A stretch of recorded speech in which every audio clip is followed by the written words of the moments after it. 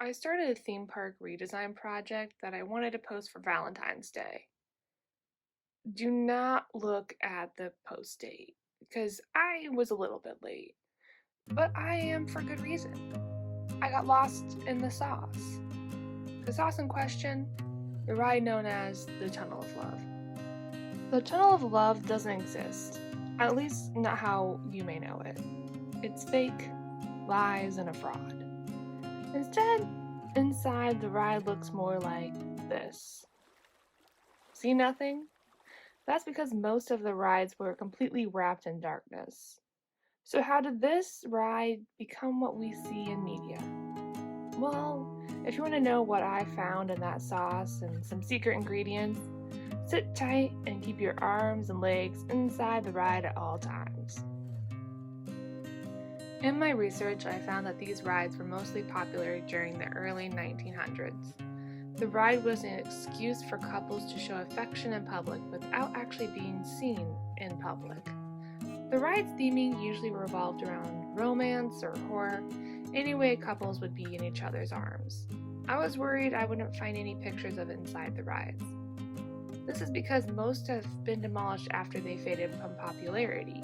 However, I found a list of active Tunnel of Love rides that are still open today.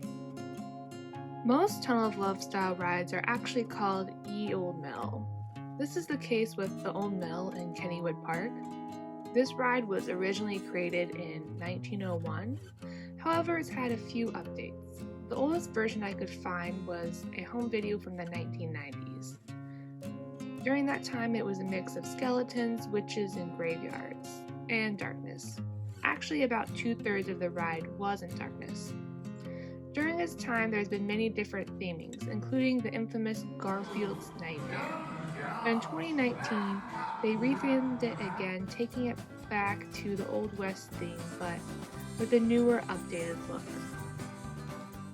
In 1915, another Ye Olde Mill ride opened at the Minnesota State Fair. This ride has been untouched by time and was operated by the Keenan family for 5 generations, until it was sold in 2018 to the Minnesota State Fair. The attraction still uses the same machinery, same boat style, and as far as I can tell, the same theming. The ride contains vignettes of fairy tale creatures.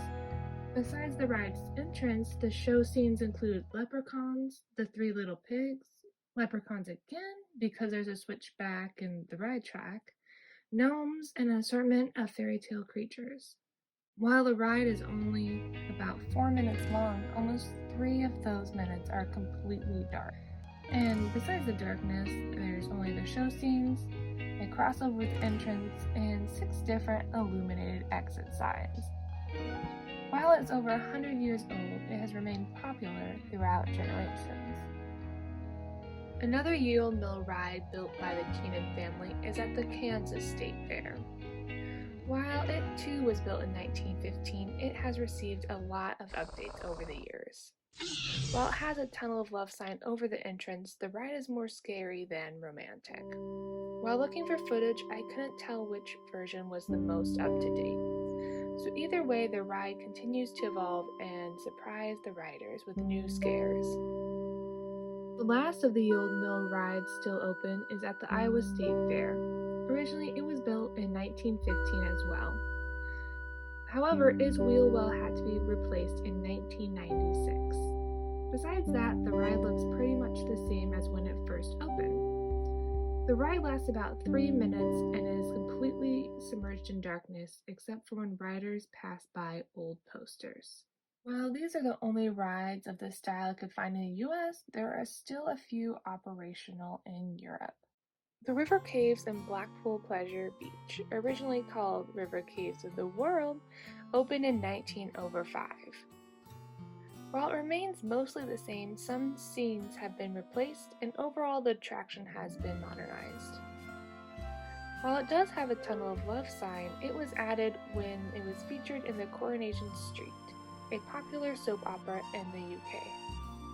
Scenes in the ride include dinosaurs, jungles, and blue caves, Egypt scenes, and there's a light splash at the end.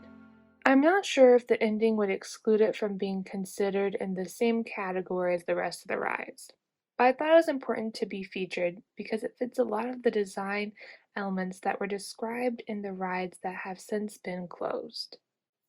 The only Tunnel of Love ride that's actually called the Tunnel of Love is located in Sweden. Its theming is like an enchanted forest. It's full of twinkling lights and fairy houses. While I think it's quite cute, some of the dolls are a little bit creepy. Also, because its theming, it's one of the few rides that isn't in complete darkness. One thing I noticed while looking through all the rides is that none of them had swan boats.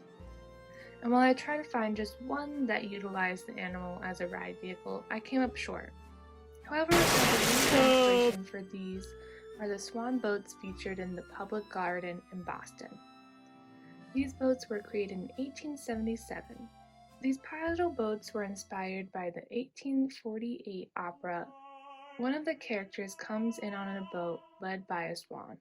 While this opera might not seem like it's part of pop culture besides these boats, it's also responsible for a song that many associate with romance, or at least know as the wedding song. Yes, composer Richard Wagner is notable for swan boats and Here Comes the Bride. Together, it makes the ideal ride vehicle for the Tunnel of Love. So I made one, a swan boat ride vehicle out of foam. I thought I would try something new with my redesign process because I have literally nothing to build the track off of. It's a blank slate. After I created the swan, I realized that this might actually suck as a ride vehicle because they're essentially a giant pole in your face the whole time. However, I thought I would use this to my advantage. Now hear me out, okay? Selfie booths and selfie stores are on the rise, and locations become infamous for their photographic opportunities. So why not put this opportunity on a ride? Ride photos are nothing new, but the emphasizing of aesthetics over just a snapshot could open up a new market. Now when implementing this on a ride, I think there could be a screen on the ride vehicle telling riders where to look for the photos and show a little feed of when they're getting close to the opportunity. For the ride itself, I chose multiple influences from the past rides to help create a fun travel experience, along with giving an array of photographic opportunities.